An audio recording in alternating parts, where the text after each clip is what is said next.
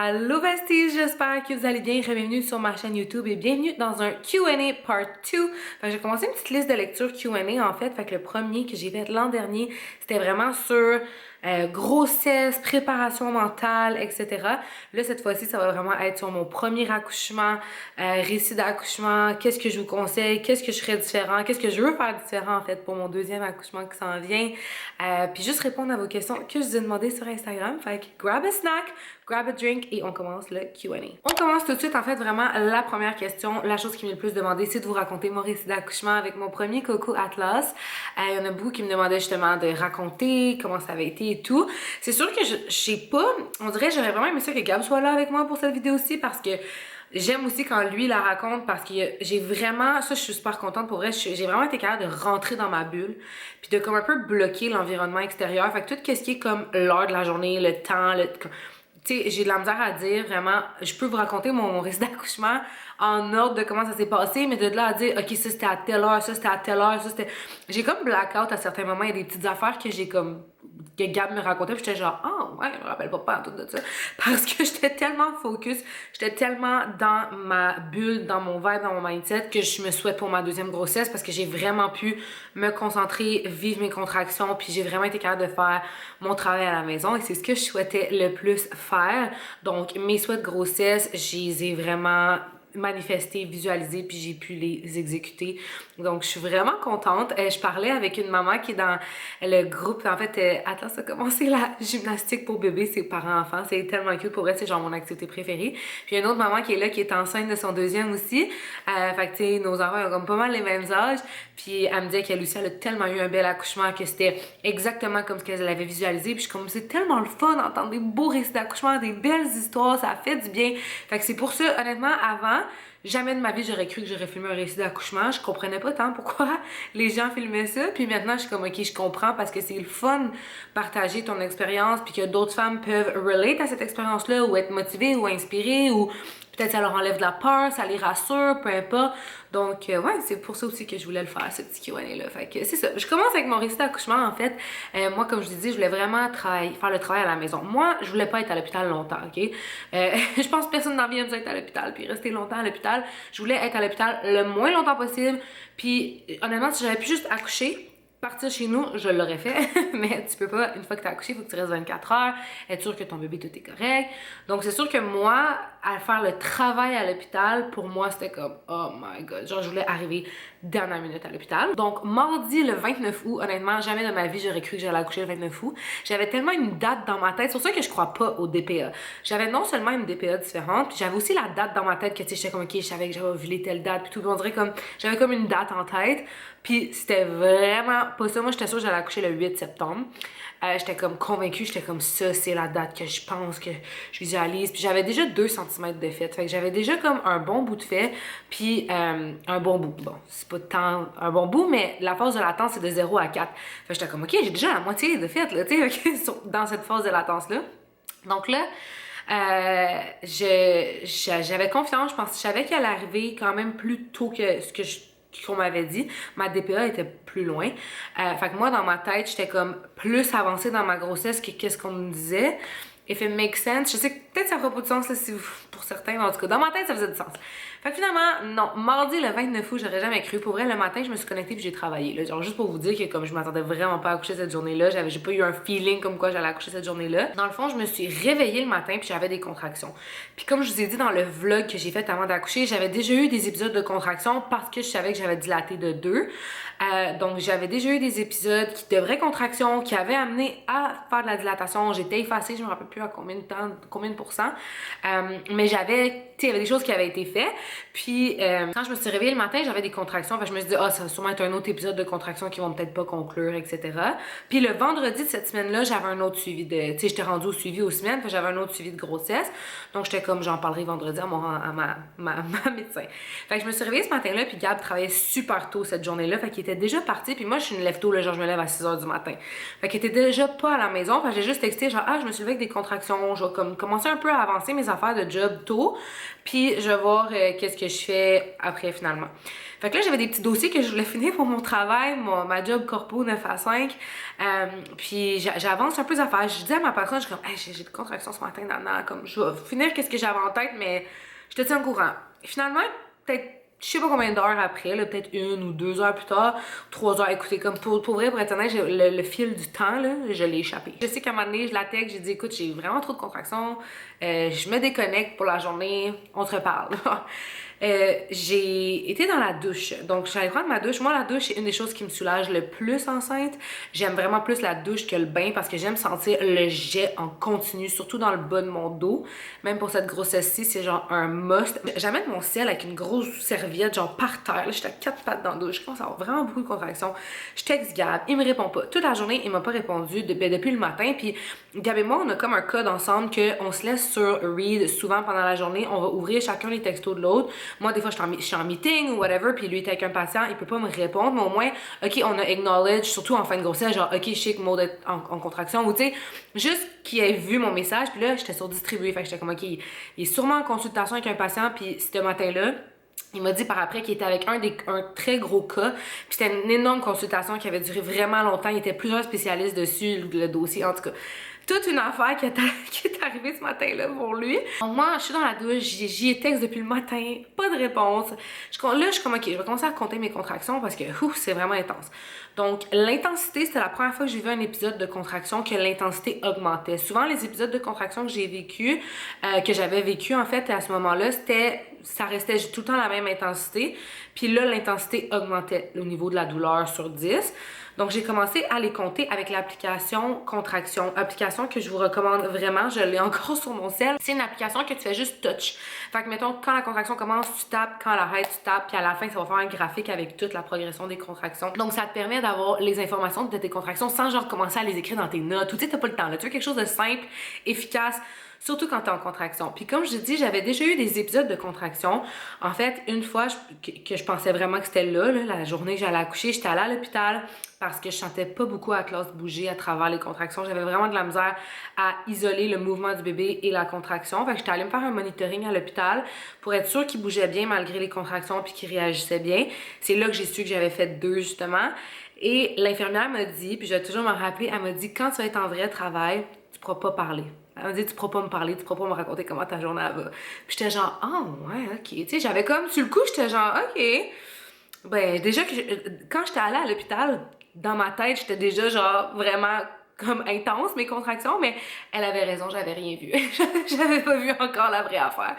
Donc, finalement, j'étais retournée chez nous. Fait que j'avais ça en tête, j'étais comme, ok, faut que j'aille à l'hôpital quand je peux plus parler, genre, que j'ai la misère à respirer, là, comme, littéralement. C'est pas ça qu'elle m'a dit de faire, mais ce que je veux dire, c'est qu'elle m'avait juste dit, quand c'est le gros travail, là, que c'est genre tu pars avec ton bébé aujourd'hui, là, genre t'es en contraction, tu ne peux pas parler, tu as de la misère à respirer. Comme c'est au niveau de l'échelle qu'elle voulait me dire. Fait que bref. Là, je suis de retour au 29 août. Je suis dans ma douche, j'ai des contractions, je commence à les compter. Là, j'étais aux 5 minutes.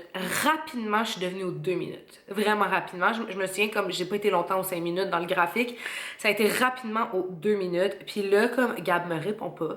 Puis moi, je voulais juste Gab. Gab, c'est la seule personne qui savait exactement mon plan de match, exactement ce que je voulais. Puis comme je voulais Gab, j'étais comme c'est ma personne préférée au monde, comme je veux ma personne avec moi. Fait que je voulais vraiment Gab qui était là. Puis, tu sais, je voulais vivre ça avec lui aussi, les contractions et tout. Puis, comme il me répondait pas, fait que j'étais comme, OK, Maud, fuck off, you got this. Genre, t'es seule là. J'étais genre, je vais accoucher de seule. Comme, on dirait que dans ma tête, j'étais mindée. Puis là, j'étais comme, ça va aller, genre, ça va bien aller, ça va bien aller. Fait que là, je suis dans ma tête, je continue mes affirmations. À un moment donné, j'ai plus d'eau chaude. La tank est vidée. Fait que je sais pas, ça fait combien de temps que je suis dans la douche. À 4 pattes, le jet dans la douche, contraction 2 minutes. J'avais ma gourde d'eau. Ça, j'avais amené ma grosse bouteille d'eau, mon sel. Puis là, je suis comme, OK, ça va pas d'allure. Je vais appeler à l'hôpital de Gab. Fait que moi, je suis pas suivie au même que où ce que Gab travaillait.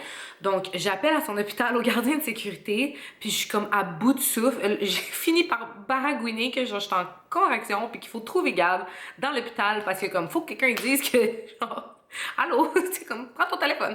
Fait que le gardien, il me dit, inquiétez-vous pas, madame, ça va bien aller, je pars à course le chercher. Gab, après, il m'a raconté que justement, le monsieur, genre, il est arrivé en sueur, il avait vraiment couru dans le corridor, cogné à sa porte, puis interrompre la consultation pour dire à Gab, genre, pars parce que comme ta femme, ça va pas, là. Merci à ce gardien de sécurité. Gab m'appelle, genre, on his way, genre, il part, il m'appelle. Une chance qu'il travaillait quand même proche de la maison, puis c'était encore dans les heures qu'il n'y avait pas de trafic, fait que c'était parfait. Il arrive à la maison pour vrai en 20 minutes. Je suis déjà sortie de la douche quand il arrive, je suis sur mon ballon, ici même dans le salon, je suis sur mon ballon, je suis genre tout nue, là, je suis comme avec ma goutte d'eau, ça va pas. Quand il arrive, je suis comme, ok, go, on s'en va à l'hôpital, genre, je suis pas bien, genre, ça va pas.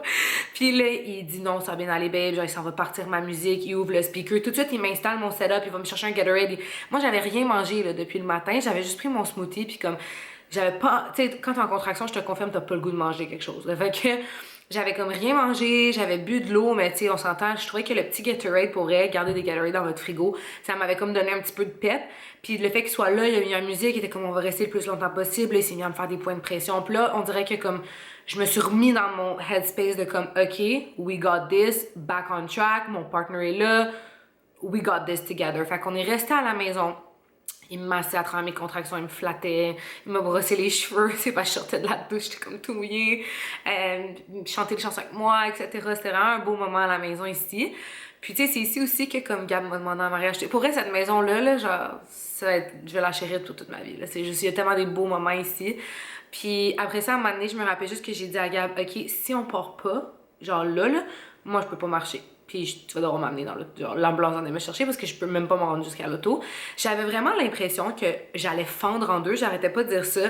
Gab arrêtait pas de me dire que je disais ça, que j'allais fendre en deux puis que mon bébé allait juste sortir. Tu sais, quand t'as envie de pipi, t'es capable de te retenir puis genre tu vas pas faire pipi sur toi. T'as comme la fonction de te retenir grâce aux Pyrénées puis à tes muscles. Puis là, j'étais pas capable de me retenir. J'étais comme, OK, il va juste glisser, il va juste glide, il va juste glisser entre moi genre, parce que j'étais en train de dilater. Puis je sentais que comme je marchais, puis j'étais genre je marche, puis genre il est là. Il va juste tomber, il va tomber par terre, je vais fendre en deux, j'arrêtais pas de dire ça. Puis là, puis je baragouinais ça parce que justement Gab il me disait que à la fin, mes contractions ici, j'ai comme justement ça, j'ai un peu blackout, mais il me disait que comme vraiment genre je coulais du nez, j'étais en sueur, je tremblais, j'avais genre des gros tremblements corporels. Tu sais, ça, écoute, ça me donne des frissons juste en parler, là, mais ça t'envahit complètement. Là. Une contraction, là, comme une bonne contraction, là, qui fait le travail, là, it takes over your whole body. C'est complètement fou, c'est complètement puissant. Il y a du monde qui m'ont demandé aussi dans les questions de décrire c'est comment une contraction. La meilleure façon que je peux le décrire, c'est pas du tout comme une crampe menstruelle ou une crampe de maux d'estomac. C'est comme si vous avez déjà eu une crampe de mollet peut-être ou genre une crampe de pied que genre tu peux pas bouger ton... Mettons t'as une crampe là dans ton mollet là, pis tu sais ton mollet il devient raide pis tu ne peux pas le bouger, t'es pas capable de le bouger tellement que ta crampe est forte. Imagine là, que tout ton corps au complet est en crampe mais tes organes internes aussi. J'avais l'impression que quelqu'un là, c'est comme je chantais la contraction à partir du bas du dos, ça s'enroulait dans mon ventre, ça montait au niveau du pubis, ça montait tout le ventre, ça montait par l'intérieur, j'avais l'impression que quelqu'un prenait ses mains dans mon ventre, prenait mes poumons puis faisait tout ton corps en même temps, genre tout ton corps, tes poumons, ton cœur, ton dos, tes orteils, genre tous tes muscles, tous tes muscles de ton corps en même temps ont une méga crampe d'une vie, incluant les organes internes. Fait que genre mes poumons, genre j'avais de la misère à genre en respirer, j'avais de la misère à penser. Fait que la seule chose que je pouvais faire c'était genre survivre honnêtement. C'était comme passer au travers, faire mes respirations puis tout, mais c'est vraiment la meilleure façon que je peux le décrire. Pour vrai, j'ai le frisson, je l'ai pas oublié. C'est vraiment envahissant puis ça vient te prendre puis c'est comme genre respirer à travers ça, c'est ça que moi j'ai trouvé le plus difficile parce que j'avais l'impression que quelqu'un venait serrer mes poumons, là, comme quelqu'un venait me prendre, puis c'est fou parce que tout ça, c'est ton utérus. C'est ton utérus qui se contracte. J'avais l'impression que c'était mon corps en entier. C'est là, ça, c'était quand j'étais rendue à des contractions, là, genre douleur 10 sur 10. Là. Moi, je suis partie de la maison, j'étais à 10 sur 10. Je ne vous conseille vraiment pas de faire ça. J'habite vraiment proche de mon hôpital. Donc, moi, en 15 minutes, j'étais porte à porte à l'hôpital. Je ne vous conseille pas de faire ça. Do not do that! Peut-être partez un peu d'avance, surtout si vous habitez plus loin. J'étais tellement mindée que je voulais pas aller à l'hôpital. Puis là, quand je suis arrivée là-bas, il était comme, tu sais, t'aurais pu venir un petit peu plus tôt, hein, parce que, dans le fond, pour elle, du moment que je suis arrivée à l'hôpital, puis du moment que j'ai accouché, ça a été 2h30. Juste vous dire. Ça a été 2h30 le temps que j'arrive, puis que mon bébé sorte. Pour le prochain, je pense que je vais peut-être y aller quand je suis genre à 8 sur 10 et non 10 sur 10, parce que comme être en agonie en arrivant à l'hôpital, c'est pas dans le best, là. Mais bon, tout ça pour vous dire que j'étais vraiment à 10 sur 10 niveau douleur.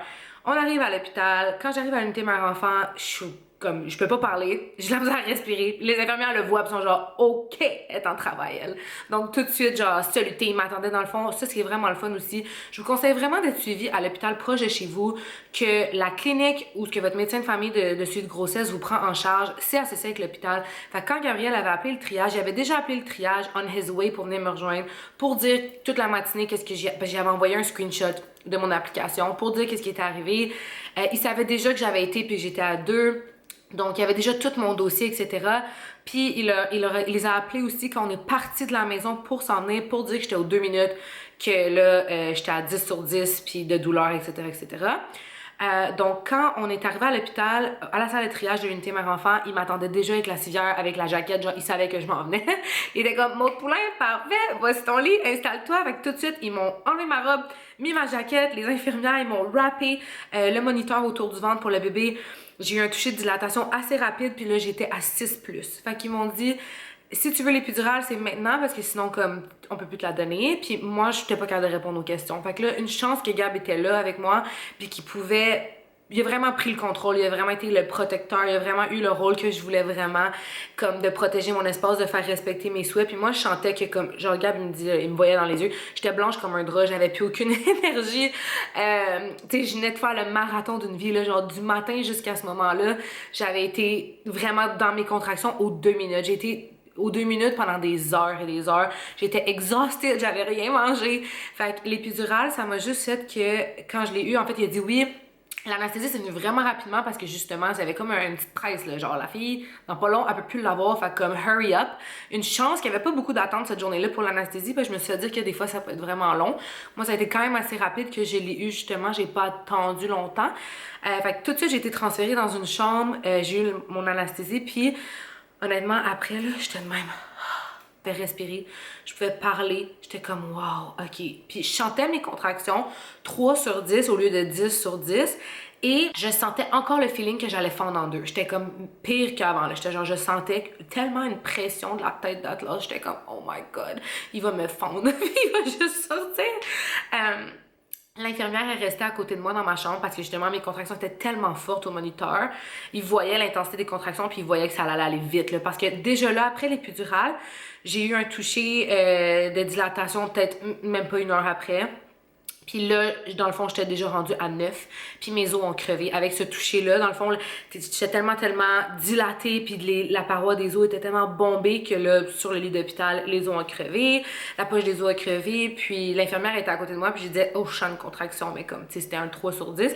Elle était genre, ouais, ils sont pas mal bonnes. Elle est comme, t'es sûre, c'est ton premier bébé, ça y va par là. Ils trouvaient que ça allait vite. J'étais comme, oui, c'est vraiment mon premier. Ils m'ont dit, OK, tout est à 10, tout est beau. Là, on va attendre le plus possible que tes contractions fassent le plus gros de la job quasiment, puis que t'aies pas à pousser longtemps. Puis ça, c'est l'idéal, c'est ce que je voulais aussi. Dans le fond, tu laisses tellement le bébé descendre qu'à la fin, c'est sûr que tu pousses moins longtemps si sa tête était déjà là, dans mon cas. Donc, moi, à un moment donné, je sentais vraiment, là, j'étais comme, OK, moi, si je pousse pas, genre, ben, dans 2 secondes, il est par terre. Je le sentais, là, je sentais sa tête, là, j'étais comme, OK, il est là, tu sais. Puis quand le médecin est arrivé, on dit OK, on va aller chercher le médecin. Le médecin est arrivé, elle a touché, elle sentait déjà sa tête, c'est complètement fou.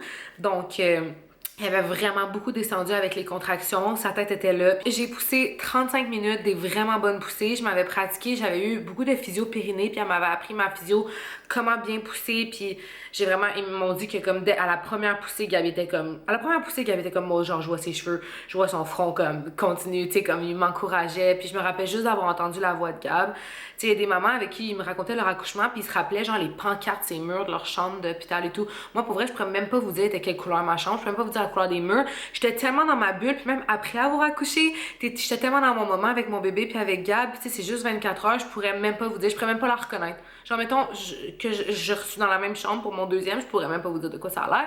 À l'hôpital où j'étais aussi, t'accouches dans la chambre, ta chambre postpartum, c'est la même. Tu ne bouges pas de chambre, tu restes à la même place. Donc, c'est vraiment, je suis restée dans la même salle. Puis quand j'ai accouché, ils l'ont mis sur moi, ils hurlaient, je l'ai gardé 2 heures sur moi encore à corps, ils ont fait qu'est-ce qu'il y avait à faire avec le bébé sur moi. Ils l'ont laissé le plus possible sur moi, ils ont été capables de tout faire qu'est-ce qu'il y avait à faire, ils étaient en parfaite santé. Puis Après ça, ben là, papa l'a pris, puis là, j'ai pu comme me nettoyer un petit peu, puis là, sont revenus voir, etc. Mais vu que tout allait bien, ils nous ont laissé vraiment en famille, puis c'était vraiment, vraiment un beau moment pour eux. C'était magnifique, honnêtement. Puis au niveau de la douleur, j'étais vraiment prête mentalement à ça. Puis j'ai senti que j'ai poussé mon bébé malgré l'épidurale. C'était vraiment quelque chose que je voulais. Je voulais sentir que j'ai poussé. J'ai senti que mon fils sortait. Genre, tu sais, c'était vraiment, vraiment beau, honnêtement. Fait que ouais, c'était vraiment une belle journée. Je me souhaite tellement un accouchement comme ça. Je souhaite que c'est mes contractions qui font que ma poche des os soit rompue autour de 9 à 10 dilatations. Puis je me souhaite de pouvoir faire le travail à la maison, je me souhaite de rester 24 heures à l'hôpital, puis je me souhaite aucune complication. Pouf, un petit pain chaud qui sort, ça a super bien été. Honnêtement, la physio périnée et faire les étirements périnés de best, ça m'a tellement aidé même pour la recovery après, parce que justement, j'avais vraiment fait beaucoup mes étirements. Ça m'avait vraiment aidé honnêtement, fait que ouais, c'est ça, le récit d'accouchement. Prochaine question. Qu'est-ce que tu conseilles de faire? Ce que tu ferais différemment? Tes numéro 3 de conseils. Top 3 tips. OK. Premièrement, ce que je vous conseille que je veux faire différent. Je veux absolument que vous faites un plan. Faites-le même à 20 semaines, le plus tôt possible. Un plan de ce que vous voulez à tête reposée et éclairée pour le avant, pendant et le après accouchement. Et que votre mari, votre femme, votre partenaire, la personne qui est avec vous respecte ce plan-là. Parce que moi, j'avais fait un plan d'avoir aucune visite pour le premier 24 heures à l'hôpital. Je voulais qu'on soit, nous, en famille, dans notre petit moment. Puis après avoir accouché, on dirait sur l'adrénaline et tout, on se faisait genre bombarder de textos, moi puis Gab, par nos parents. Pour vrai, je les aime d'amour, ils sont intenses, moi je suis intense, Gab, qu'est-ce que tu veux. C'était le premier petit bébé, moi je suis la première de ma famille à avoir des enfants. Donc c'est sûr que tout le monde était après nous, tout le monde va venir le voir. Puis là, j'ai flanché puis j'ai dit oui. Puis j'ai eu 6 visiteurs en 24 heures. Et j'en ai pleuré pendant genre, puis même encore à ce jour, je l'ai sur le cœur. J'ai pleuré littéralement à cause de ça pendant des semaines. J'avais l'impression que genre mon moment avait été pris après coup. J'avais l'impression que comme mon bébé avait même pas 24 heures de vie, tout le monde le prenait dans ses bras, puis ça m'a comme brisé le cœur, honnêtement. Je sais que c'était pas ça l'intention, les gens sont super excités, ils veulent venir le voir, ils veulent venir voir ton petit coco, mais ça m'a tellement déchirée que j'ai dit à Gab, là, pour son frère, il y a pas une personne qui vient, j'envoie pas de photos. Je dis vraiment avec beaucoup d'amour et respect, mais vraiment, faites-vous un plan de match et vous ne changez pas. Même si votre femme a dit, ah ouais, c'est correct, ils peuvent venir, tu dis non, on reste à notre plan.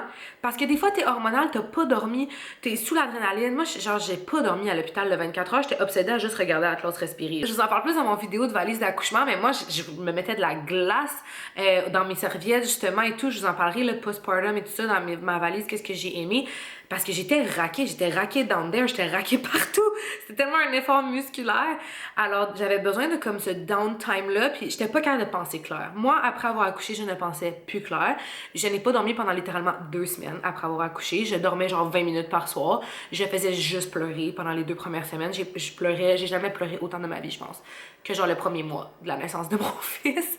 Je pensais pas clair. Genre, si tu dors pas, t'as le sommeil saccadé, t'as le corps genre complètement raqué, genre de la tête aux pieds, t'as mal au corps, la montée laiteuse, le mal de sein.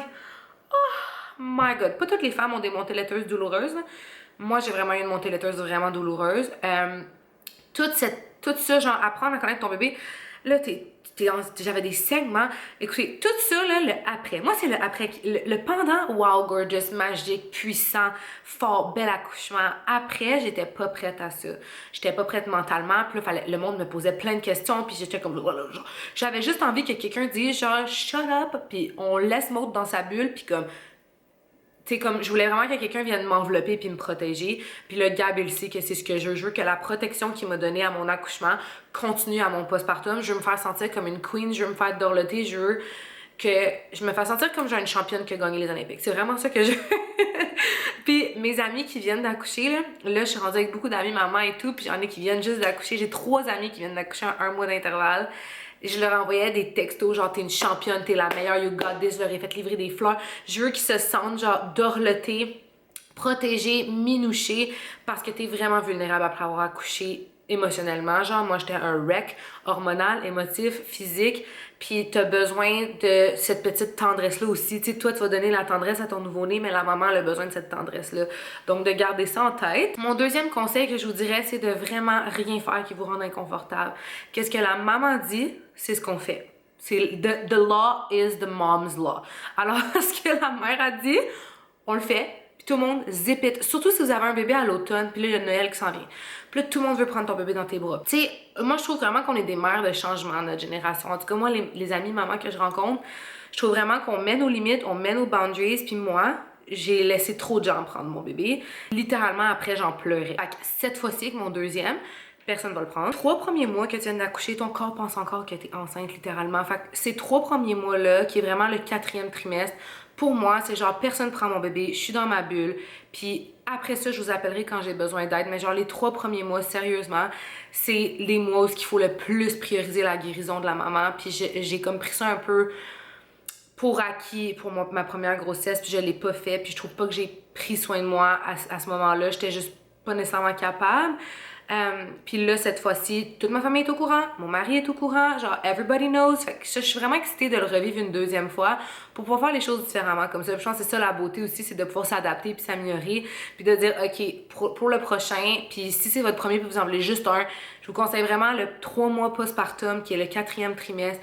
Vraiment, vraiment, juste avoir votre bulle puis votre conjoint capable de prendre au moins 1 mois de paternité, c'est l'idéal le premier mois. Puis si vous êtes capable d'avoir quelqu'un que vous aimez puis que vous savez qu'il va prendre soin de vous, qui est capable de venir genre au moins 1 journée par semaine pour les 2 autres mois suivant le mois du congé avec papa, pour vrai. Si votre mari est capable de prendre 3 mois, là, ça serait l'idéal encore plus, là, ou votre partenaire ou votre femme est capable de prendre 3 mois, ça serait encore mieux. Mais je pense vraiment que le premier 3 mois postpartum, c'est comme clé puis crucial, puis que j'ai peut-être un peu négligé ça. Et mon dernier conseil que je veux vous dire, que ça m'a tellement aidé, c'est que vous avez besoin d'amis mamans qui vivent exactement ce que vous vivez au même moment que vous le vivez. Donc, de vous inscrire, que ce soit dans des cours d'éveil, après le premier 3 mois, là, dans des cours, ou si vous êtes prête déjà après 1 mois, go, mais dans des cours d'éveil, dans des groupes Facebook, genre Maman telle ville, écris ta ville où ce que t'es, puis là-bas, tu vas rencontrer des femmes avec qui ça va plus cliquer, puis là, vous faites des activités ensemble, que vos bébés sont nés le même mois ou à 1 mois d'intervalle. Fait que vous allez vraiment vivre les choses ensemble en même temps. Moi, ça m'a tellement fait du bien dans mon postpartum. On dirait que ça a changé toute mon expérience. Une fois que j'ai rencontré des amies mamans, puis j'en ai une que c'est vraiment ma meilleure amie aujourd'hui. Elle habite à 9 maisons de chez moi. On se voit à pied. Nos fils ont 1 mois de différence. On s'est rencontrés au mois de janvier, puis ça a été vraiment déterminant pour tout le reste de mon postpartum parce qu'on se voyait à chaque jour pour marcher, pour prendre un café, pour donner à souper à nos cocos ensemble, pour tu sais, s'accompagner là-dedans, s'aider, mettons, une surveillait les cocos, l'autre voulait avancer du lavage, tu sais, vraiment s'entraider ensemble, puis ça a vraiment, vraiment fait une différence. Fait que ça, je vous conseille de sortir de votre zone de confort puis de vous faire un village d'amis maman. Ça te prend un village de mômes. Puis moi, j'en avais pas d'amis maman avant cette année. Fait que là, pour mon deuxième, j'ai vraiment ma tribu puis mon village que je sens que j'en ai même enceinte en même temps que moi. Comme je vous dis, il y en a 3 qui viennent juste d'accoucher. Donc, je sens qu'on va vraiment avoir une belle gang ensemble pour deuxième coco. Si vous êtes comme moi puis vous êtes l'aîné de votre famille, je suis la première à avoir un bébé dans ma famille, dans mon cercle même d'amis. Tu sais, c'est vraiment différent, je trouve, avoir des amis mamans qui vivent les mêmes affaires que toi, mais au même moment.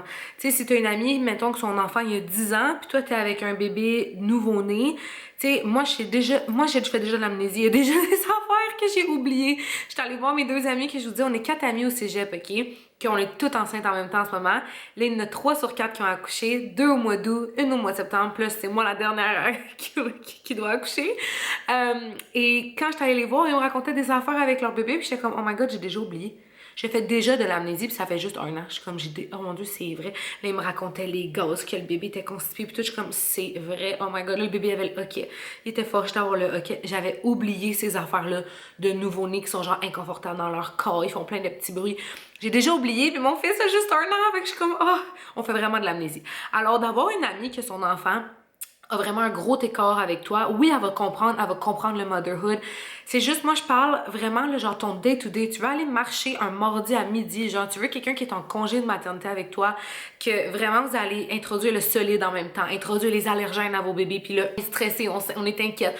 Puis aussi des mamans qui ont la même vision du motherhood que toi. Comme je vous dis, tu sais, moi, je me considère vraiment comme une mère de changement, surtout. Je trouve que je brise des vieux patterns, puis que je mets vraiment mes limites sur certaines affaires que peut-être que ma mère, elle aurait aimé faire ça avec moi, puis...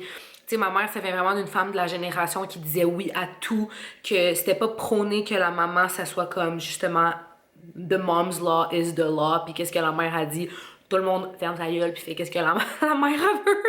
Puis surtout comme je vous dis les débuts là, tu sais. C'est vraiment important de prioriser, comme je vous disais, cette période-là de cocooning. Puis je trouve que les amis maman que j'ai rencontrés puis que je me suis fait justement, j'étais allée dans des gros groupes. En fait, moi, j'ai été à juste 2 événements de gros groupes qui avaient comme une trentaine de mamans. Premièrement, ma voisine que j'ai rencontrée, que je dis qu'elle habite à Neuf-Maisons, c'est la rue adjacente à ma rue. Dans le fond, je la voyais tout le temps marcher. Puis à un moment donné, j'ai juste pris mon courage à 2 mains, genre je la voyais puis tout ça, puis j'étais comme, ok, prochaine fois je la croise en marchant, je fais les premiers pas puis je commence à y jaser puis on devient genre best friend. J'étais comme, je manifeste, j'arrêtais pas de mettre dans l'univers, de rencontrer quelqu'un qui habitait proche de chez nous, avec qui ça allait vraiment cliquer. Puis pour vrai, moi puis Daphné, c'est comme meant to be. On a tellement de points en commun. On a les mêmes valeurs, on voit la vie de la même façon. Son mari puis Gab, ça fait tellement, on fit ensemble, on a plein de trucs en commun, mais en même temps, on est tellement différentes. Puis on a la même vision du motherhood qui est de vraiment comme s'entraider, se soutenir. Il n'y a jamais de jugement dans nos conversations. On s'est jamais comparé. C'est vraiment une belle amitié. Fait qu'elle était dans un groupe de soutien à l'allaitement. Puis il y avait une amie maman là-dedans qui a cliqué vraiment bien. Elle me l'a présenté. Moi, j'étais allée faire une marche, j'ai rencontré une maman. Puis là, on est 5 en fait. C'était vraiment mon groupe de 5 mamans. On s'est fait notre conversation Facebook. Puis c'était comme, hey, aujourd'hui, je m'en vais à tel café. Moi, je m'en vais là, si ça vous tente. Hey, je vous invite chez nous, si ça vous tente qu'on chill ensemble avec les cocos. Puis on avait toutes des bébés dans le même range de mois. Fait que c'est sûr qu'on faisait toutes pas mal les mêmes étapes. T'sais, nos enfants, ils faisaient le même nombre de siestes. À un moment donné, ton bébé fait 4 siestes par jour. Là, après ça, c'est 3 siestes. Là, après ça, c'est 2 siestes. Là, toutes ces étapes-là qu'on vivait ensemble, pour vrai, t'as besoin d'un village de maman, puis crée-toi là toi-même. Attends pas que les mères viennent vers toi. Tu sais, toi, hésite pas à aller dans des événements, à aller dans des cours, t'inscrire, comme je vous dis, soit des groupes de soutien à l'allaitement si vous décidez d'allaiter, si vous décidez de faire des cours d'éveil, si vous décidez de faire peu importe des marches, des cours de maman cardio poussette, puis juste dans le but de rencontrer des gens qui peut-être allaient tout de suite filer puis cliquer, voir si ça clique, puis de là à aller plus loin, puis après faire des rencontres, puis vous créer votre propre groupe. Donc moi, c'est ce que j'ai fait. Puis là, comme je vous dis, ben mes 4 amis de cégep, on est toutes enceintes en même temps, fait que j'ai déjà comme mon petit groupe pour mon fils en ce moment, fait que je sais que je vais avoir des amis qu'on va se soutenir, s'entraider. C'est mon deuxième aussi, j'en ai un autre à m'occuper. Puis c'est sûr que je me sens vraiment plus en confiance dans mon rôle de mère. J'ai appris à me connaître dans la dernière année, complètement changé. Ça, c'est quelque chose aussi qu'on m'a demandé. Comment tu te sens? Qu'est-ce que ça t'a amené? Qu'est-ce que ça t'a changé? Est-ce que do you feel back like yourself? Puis la réponse c'est non. Je pense que tu peux jamais te ressentir comme yourself d'avant parce que quand j'ai donné naissance à Atlas, j'ai vraiment l'impression que j'ai donné naissance à une tout autre moi. On dirait, je parlais de ça avec mes 2 amis du secondaire cette semaine, on est allés dîner ensemble, puis ils disaient genre, on dirait que ton fils a comme toujours été là. On dirait que c'est comme si la mode, depuis que je suis maman, c'est comme la mode que j'ai toujours meant to be. Puis je pensais vraiment pas que la maternité m'aurait autant changé. Si quelqu'un m'avait dit, tu vas voir, tu vas être transformée, j'aurais jamais cru. On dirait que je m'attendais pas du tout à ce que la maternité me change autant en bien. Genre, si vous m'avez rencontré avant d'être mère, vous me connaissez pas. Littéralement, c'est un 360 au complet. Ça me rend tellement plus dans le moment présent. Je suis tellement plus go with the flow, mes valeurs, mes priorités, la façon que je vois la vie. On dirait c'est juste, ça te change. En tout cas, pour moi, ça a été une transformation vraiment magique et magnifique. Puis je continue à être transformée à travers tout ça. C'est le plus grand privilège de ma vie, honnêtement. Je suis tellement reconnaissante. Je me considère tellement chanceuse. Puis c'est ma plus grande fierté. C'est juste fou, surtout de la vivre avec l'amour de ma vie. Dans la dernière année, ça a été vraiment intense. Les 7 premiers mois de vie d'Atlas, quand elle avait son examen du Collège Royal, ça a été vraiment, comme je vous dis, une grosse période intense pour nous. À travers tout ça, j'ai eu ma 2e grossesse qui m'a amené tellement de force. Cette grossesse-ci, puis ça vient répondre à une autre des questions, c'était c'est quoi la différence entre les deux. Cette grossesse-ci, j'en ai plus profité parce que ma première grossesse, j'ai travaillé tout le long de la grossesse jusqu'au jour où j'ai accouché. Fait que mon conseil, si c'est votre première grossesse, c'est si vous êtes capable de prendre le plus possible de vacances d'avance puis du temps pour vous. Puis cette grossesse-ci, comme je dis, j'étais en congé de maternité, j'ai vu mon test de grossesse positif, on dirait que ça m'a vraiment donné de la force parce que je savais que les émotions que je vivais, c'était plus juste moi qui allais les ressentir. Fait que si j'étais triste ou j'étais un peu plus déprimée cette journée-là, je savais que là, mon bébé allait sentir comment je me sentais. Fait que ça m'a comme forcé à juste get out that postpartum funk. Et là, c'est fait. Tu sais, même lui, il est excité pour son 2e congé de paternité puis avoir un vrai congé de paternité parce que avec Atlas, il étudiait. Fait que, tu sais, on est excité de aussi prendre du temps même avec Atlas à travers son congé de paternité avec son frère, prendre du temps comme ça de qualité. On a pris des vacances en famille ensemble. Pour nous, c'est tellement important. Genre, la fin de semaine, c'est du temps en famille. Le soir, c'est du temps de qualité. Fait que, tu sais, j'ai l'impression que ça remet vraiment toute ta vie en perspective. Puis pour nous, ça a juste fait que notre couple est encore plus fort. Je veux dire, ça fait 13 ans qu'on est ensemble. Puis ça fait juste évoluer, puis on dirait que maintenant j'ai l'impression que comme on peut passer à travers tout. La première année avec un bébé, c'est vraiment intense, puis comme j'en parle justement quand je viens de voir mes amis qui ont eu leur bébé d'1 mois parce qu'ils ont accouché au mois d'août, comme je vous disais, ils me racontaient des trucs, puis j'étais comme pour vrai tout est temporaire, genre je le vois maintenant. Moi, mon âge préféré, c'est vraiment 1 an. Je trouve ça vraiment le fun.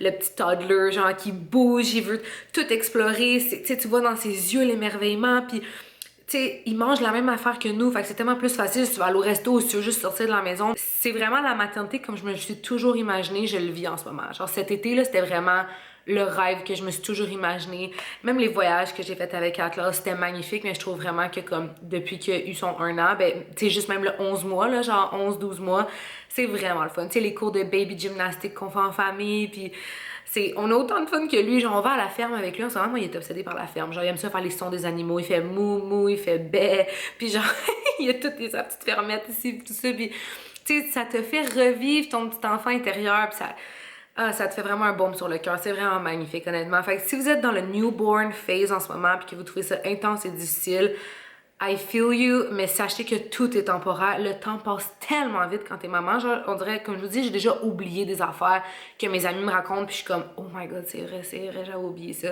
Ça passe tellement vite. Puis c'est ça, l'autre question aussi que je reçois, c'est est-ce que je veux d'autres enfants? Honnêtement, moi j'ai un frère, Gaba un frère. On vient de famille de 2-2, fait que je trouve que 2 c'est juste parfait, mais j'ai jamais eu un chiffre en tête, j'ai jamais, tu sais, je peux pas dire non, c'est définitif, je peux pas dire oui, j'en veux absolument, genre 4. Fait que ouais, j'espère que ça vous a quand même encouragé, motivé. C'est vraiment, si je pourrais dire 3 choses que vous avez besoin en tant que parent, là, si je pourrais juste dire genre la recette magique, vous avez besoin de énormément de patience. La patience et la douceur. C'est la number one thing, surtout avec des petits bébés. Patience, énergie, de la douceur, comme je vous disais, vraiment beaucoup de douceur. Alors sur ce, j'espère que vous avez aimé cette vidéo. N'hésitez pas à mettre un thumbs up, abonnez-vous à ma chaîne YouTube, puis on se revoit dans mon prochain.